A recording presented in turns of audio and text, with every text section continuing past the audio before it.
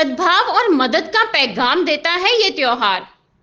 ईद का त्योहार सबको साथ लेकर चलने का संदेश देता है। ईद पर हर मुसलमान, चाहे वो आर्थिक रूप से संपन्न हो या ना हो, सभी एक साथ नमाज पढ़ते हैं और एक दूसरे को गले लगाते हैं। इस्लाम में चैरिटी ईद का एक महत्वपूर्ण पहलू है। हर मुसलमान को धन, भोजन और कपड़े के रूप में कुछ ना कुछ दान करने के लिए प्रोत्साहित किया जाता है।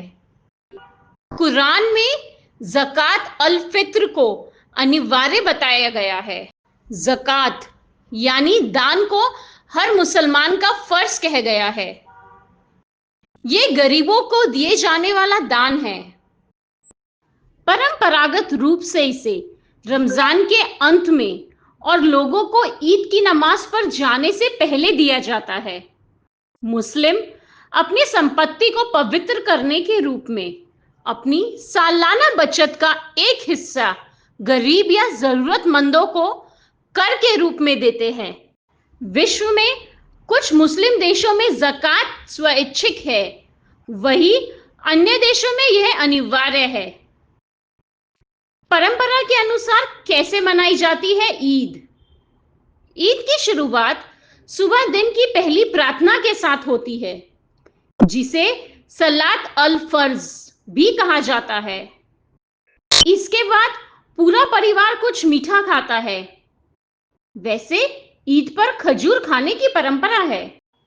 फिर नए कपड़ों में सजकर लोग ईदगाह या एक बड़े खुले स्थान पर जाते हैं, जहां पूरा समुदाय एक साथ ईद की नमाज अदा करता है। प्रार्थना के बाद ईद की बधाइयां दी जाती हैं। इस समय ईद मुबारक कहा जाता है। ये एक दूसरे के प्यार और आपसी भाईचारे को दर्शाता है। ईद उल फितर के मौके पर एक खास दावत तैयार की जाती है, जिसमें खास तौर से मीठा खाना शामिल होता है। इसलिए इसे भारत और कुछ दक्षिण एशियाई देशों में मीठी ईद भी कहा जाता है। ईद उल फितर पर खास तौर से सेवैया यानी गेहूं के नूडल्स को दूध के साथ उबालकर बनाया जाता है और इसे सूखे मेवे और फलों के साथ परोसा जाता है। रमजान की दास्तान मोहम्मद बुरा, रेलवे ऑफिसर, कपूरथला की कलम से। जितेश वोरा की रिपोर्ट, नेविद नाउ, सच की आवाज आपके साथ। अस्सलाम वालेकुम। उम्मीद है कि ईद का चांद आपकी जिंदगी के हर कोने को मोहब्बत और खुशियों से रोशन करे। आप सभी को ईद बहुत बहुत मुबारक। मुबारक ईद मुबारक, मुबारक ईद मुबारक।